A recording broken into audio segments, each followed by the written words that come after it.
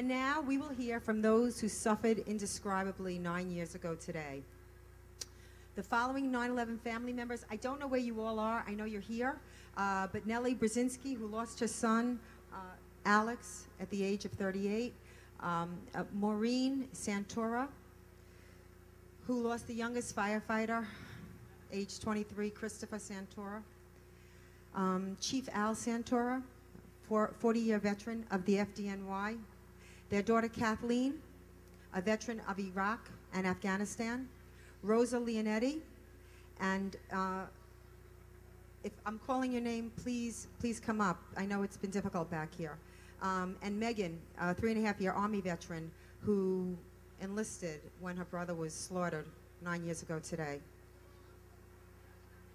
Nelly Braginskaya.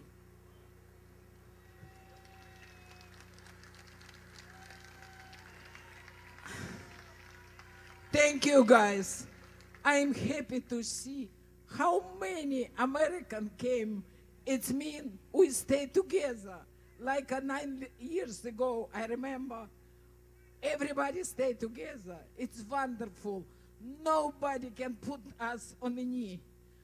I can tell you, everybody asks same question. How you feel after 9 years? I can tell you a secret. Very bad. Every year is bad.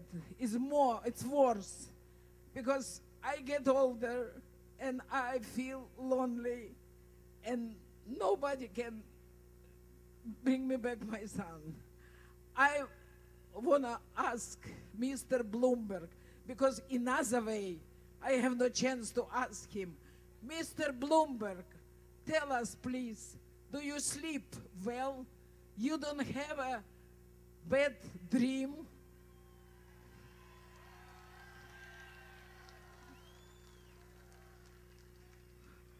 Nobody talking what we against to build mosque. No, everybody can build anything what they want. You want to pray, God bless you.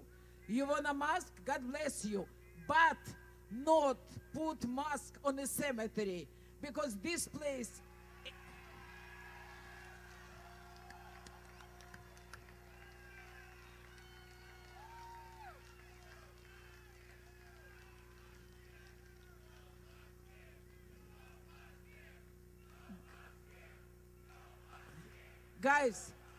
Guys, I don't have many times because many people behind me. I want to tell you what I want to tell. First of all, if you will see on the cemetery place what somebody buried September 11, it's not a body, it's piece of bone. Some people bury jacket, suit, because they want to have a place to come in. I don't have a place on the cemetery. I just have a park in Israel, have a name, Alex Braginskaya Park, and in the entrance, two, of course not so big, small one, twin towers, and an entrance, that's it.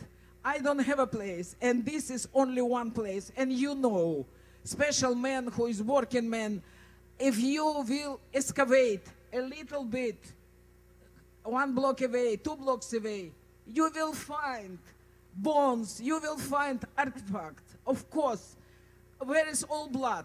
Where is all body? Everything on the ground. And it's only one place what we can come in. Guys, believe me, what can make a mosque a little bit far from us, because we come in pray, we come and visit our people. I'm sorry to say, I talk to Muslim now. Muslim and same people, but everybody else, you deserve respect, but all people who was on a plane, who killed our 3,000 American, was Muslim. I'm sorry. It's not Italian, not German, not Romanian.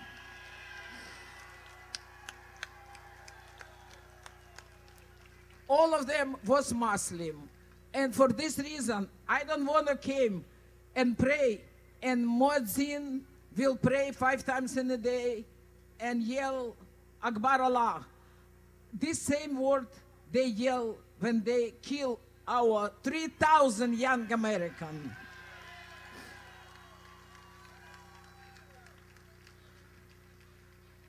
I'm sure what we will win this, and Mr. Bloomberg will think about. And I want to tell just few words to our president and first lady. Mr. President, you are the father. You have two children. Michelle Obama, you are the mother. You have two kids. Try to just imagine what you see your child in a fire, God forbid, and you cannot help your child. Tell me what you will feel. I want to know what you will feel when you see your child in the fire.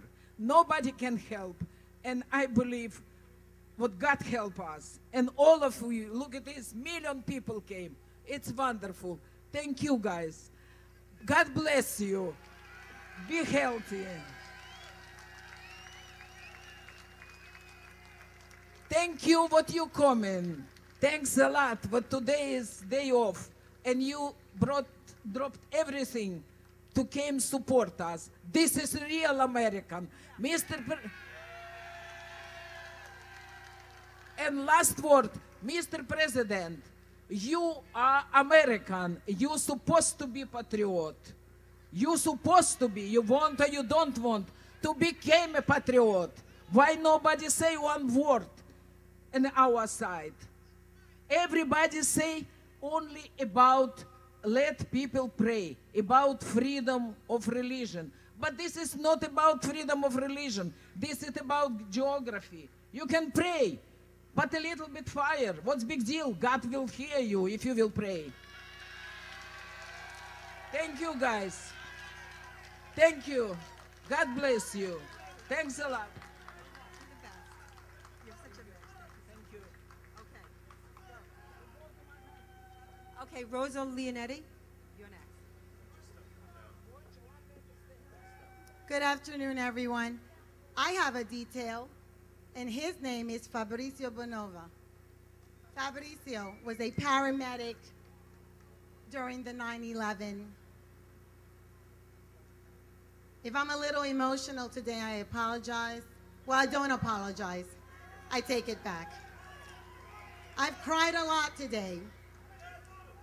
Fabrizio, step up. You gonna talk? You're gonna talk first. Good afternoon. Like Rosa mentioned, I'm a 9/11 paramedic. I lost two of my partners that day, and it really saddens me that we even have to be here today. I listened to the imam say he didn't know the pain this was going to inflict.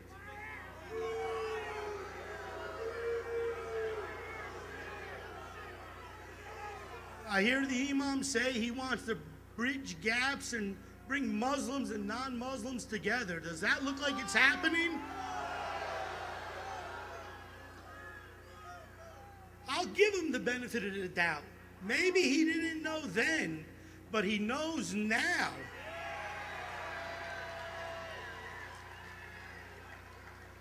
There should be no doubt in his mind when 75+% of the people say, don't do this.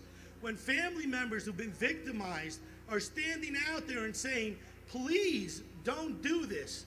So the answer to anyone's question, if this guy's doing this to be provocative or if he's doing it to build bridges, well, we're gonna find out tomorrow if he continues with this monstrosity or if he stops this disaster now.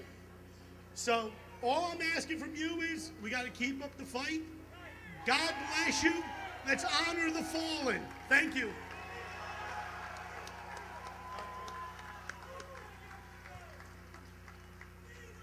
This morning, I gathered with my family and friends to remember and pay respects to the 2,976 victims, which included my sister's husband, Lieutenant Joseph Gullickson of Ladder 101 in Red Hook, Brooklyn. Every year, fathers, mothers, sisters, brothers, sons, and daughters relive the deepest loss and pain.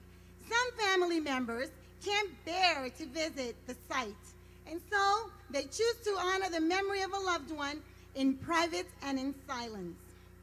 We know that strength is born in the deep silence of suffering hearts, not amidst joy. We witnessed the strength in spirit and character. It was displayed proudly 9 years ago today when emergency service personnel selflessly sacrificed their lives to save others. It did not matter to the 411 emergency workers what the race, religion, nationality, or ethnicity of the men and women and children were within those towers. It did not matter to them. The passengers on Flight 93 displayed the same strength in character, and together they defeated the radicals whose mission it was to destroy the White House. We have much respect, and above all, tolerance during these very long 9 years. Tolerance for the inept result of the MTA, the Lower Manhattan Development Corporation, Silverstein Properties, and SDL in building a proper and timely memorial site to honor our loved ones. Tolerance.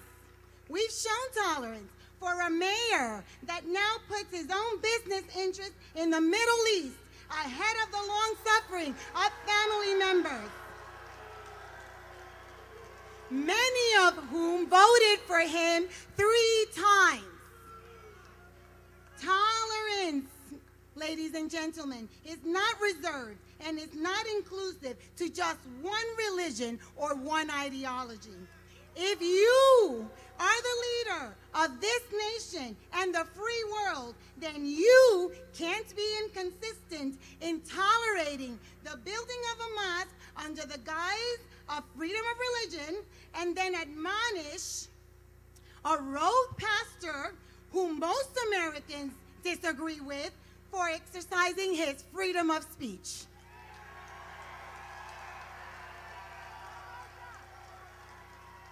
Do not ask us, do not ask me, the 9/11 family members, to continue to tolerate, to be tolerant of those who demonstrate selfish and self-serving behaviors and attitudes. Imam Abdul Rauf is quoted as saying this week that if we don't do this right, the moving of the mosque, anger will explode in the Muslim world. Well, Imam, anger is exploding in America too.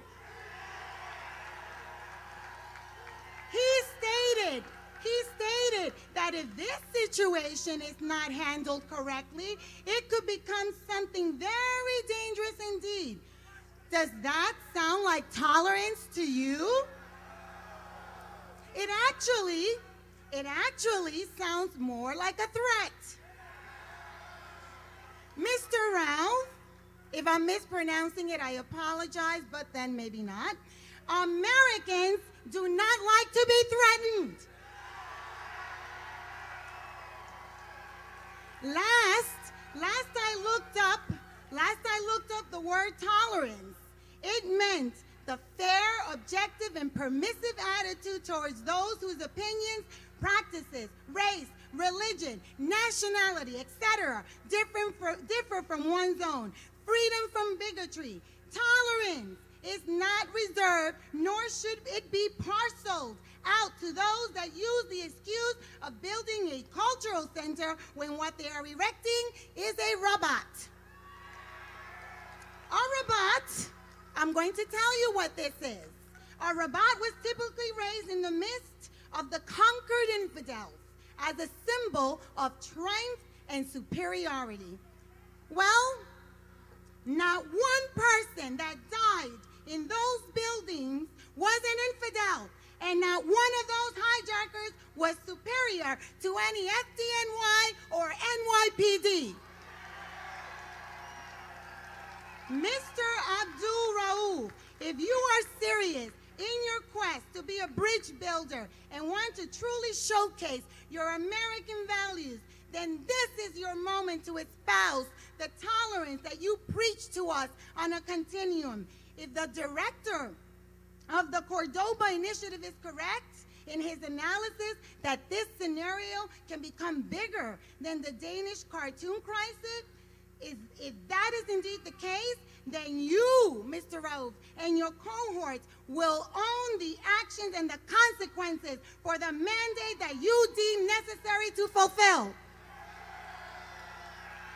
As for me and my patriotic cohorts, my Tea Party people, my grassroots activists, my 9/11 family members, we will show tolerance indeed. But as Thomas Jefferson stated, we will heed the warning that eternal vigilance is the price of liberty. God bless you.